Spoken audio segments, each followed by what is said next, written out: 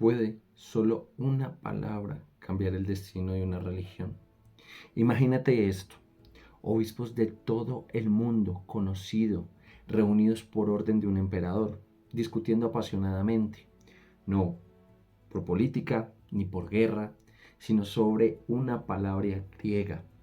Esa palabra de la cual vamos a hablar más adelante es homoiousios. Su significado: que Jesús es la misma esencia de Dios Padre. Esto no era un debate académico, era una batalla por el alma del cristianismo. Hoy viajamos al año 325, al primer concilio ecuménico, que se llama Concilio de Nicea. Yo soy Germano Yazán y esto no es una sola historia, es el momento en que la iglesia decidió quién era Jesús. Para entender la magnitud de esto, tenemos que retroceder unos años. El cristianismo acababa de salir de la clandestinidad. El edicto de Milán del 313 había legalizado la fe, pero ahora surgía una amenaza desde dentro. El problema se llamaba Arrio, un presbítero carismático de Alejandría. Su idea, aunque bien intencionada, era pero muy explosiva.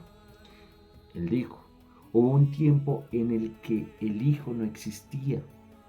Para Arrio, Jesús era la primera persona y perfecta creación de Dios, un ser divino, pero inferior al Padre, una criatura, no el Dios eterno. Como dato curioso, increíblemente, Arrio era muy popular. De hecho, creó algunas canciones, también tuvo algunos eslogans que eran bastante pegadizos.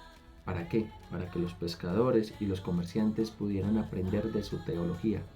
Era así como un maestro del marketing en el siglo IV. Esto dividió la iglesia, las peleas llegaban a las calles. San Jerónimo dijo lo siguiente: el mundo se despertó y se lamentó de encontrarse arriano. Y aquí entra la figura clave, el emperador Constantino. Segundo dato curioso: Constantino no era un teólogo, de hecho ni siquiera fue bautizado, sino hasta su lecho de muerte. A él le preocupaba era la estabilidad del imperio romano, una iglesia dividida, era un imperio muy débil. Así que, con una mentalidad más de deseo que de creyente, decidió solucionar el problema convocando el primer Congreso Mundial de Obispos. En el verano del 325, más de 300 obispos llegaron a Nicea, en el actual Turquía. Imaginémonos esta escena. Muchos de ellos eran confesores de la fe, hombres con los ojos sacados, cicatrices por todo el cuerpo por la tortura, cojeando, supervivientes de la persecución. Para ellos esto no era un simple juego. Para ellos este concilio era algo muy importante porque fue por lo cual batallaron para defender su fe. Tercer dato curioso: no había papa como autoridad absoluta como hoy. El obispo de Roma envió un representante, pero era la figura de mayor autoridad moral, que era un anciano, un obispo español, Ocio de Córdoba, consejero de Constantino. Los debates fueron muy acalorados. Arrio defendía su posición con citas bíblicas, pero muy sacadas de contexto. Por otro lado, un joven y enérgico diácono llamado Atanasio de Alejandría se llamó a sí mismo como el gran defensor de la divinidad plena de Cristo. Otra curiosidad: la leyenda, solo la leyenda, cuenta lo siguiente y dice así: que San Nicolás, por el cual hoy sí, exactamente se habla de Santa Claus, le dio un puñetazo o un bofetazo a Arrio. Pero esto es simplemente un mito, solo capaz es para que se refleje la tensión que había en ese momento.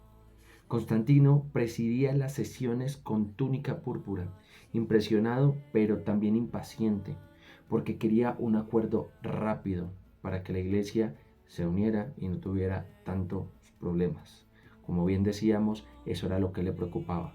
Una iglesia dividida era un reino débil. El punto de quiebra llegó con la necesidad de encontrar una palabra que la Biblia no dice explícitamente, pero resume su enseñanza. Los arrianos proponían homoiousios, que era similar esencia. Una letra, la I, esa era la diferencia. Una I intermedia de homousios. Pero los ortodoxos, liderados por Atanasio, insistieron en homoousios, de la misma esencia. Ahora vamos a ver por qué esta palabra. Porque esta palabra afirma al Hijo de Dios, que es Dios, luz de luz, Dios verdadero de Dios verdadero, que no fue creado, sino engendrado desde toda la eternidad. Esta palabra se incorporó al credo de Nicea, que se redactó línea por línea allí mismo.